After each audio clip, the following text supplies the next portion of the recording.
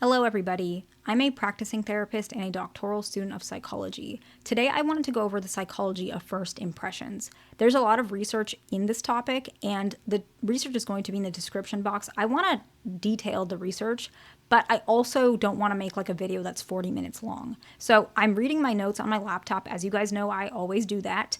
And I wrote a lot of notes for this video, so I'm going to try and go through it quickly, but I'm going to go over the main points of each point, and then if we need to make another video on some of these subsections or areas that we haven't touched on in too much detail in this video, I will do that. But we're going to go ahead and go through because there's quite a lot.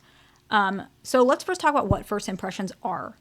So based on research, first impressions are rapid social judgments, and they are formed upon meeting or observing somebody directly or indirectly. However, when it's indirect, the first impression is not necessarily tracked until the individuals are in more direct proximity or contact. Now, research shows that these impressions are very quickly.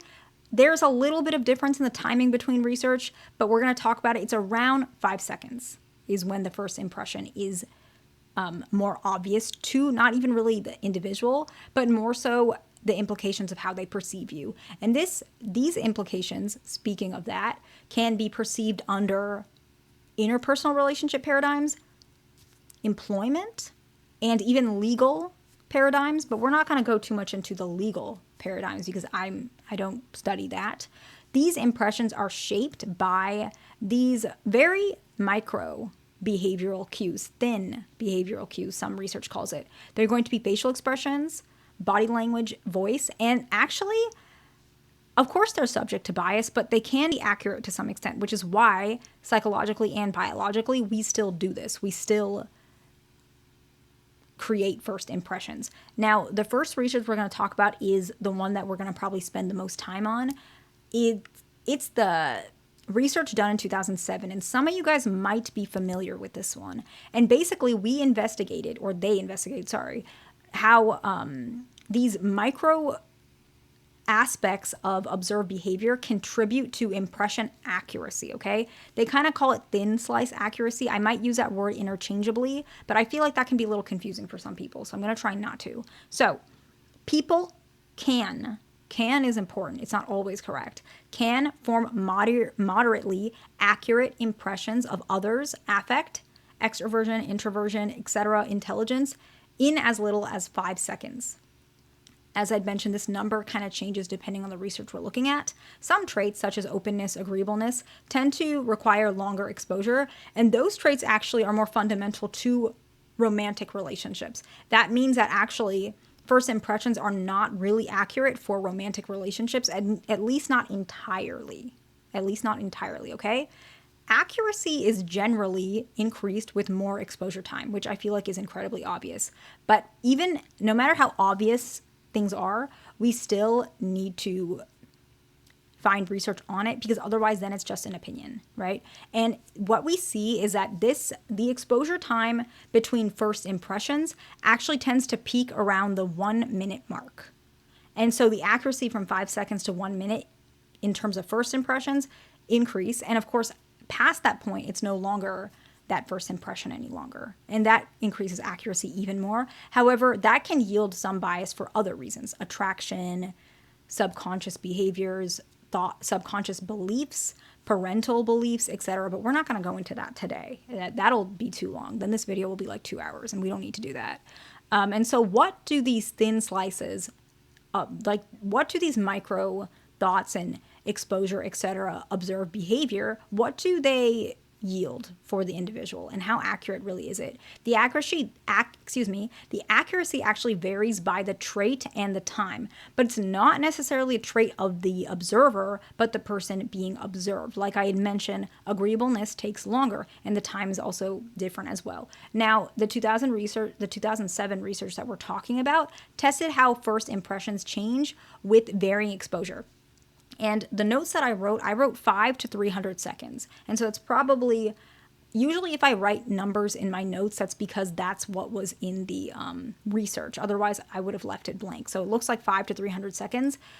And it was reported that impressions of negative affect tend to be more tend to be moderately accurate only after 5 seconds. Some traits, like we mentioned, require longer exposure. However, negative affect seems to have a slight bit more accuracy, which I think is very interesting. I'm still not even sure how to understand that fully, because I just think it's so interesting. So the method of this research, there was around 300 observers rating about 30 individuals. I wrote 334, but 30 individuals. And basically, what they were based on was short excerpts of interactions. This was 5 minutes, okay?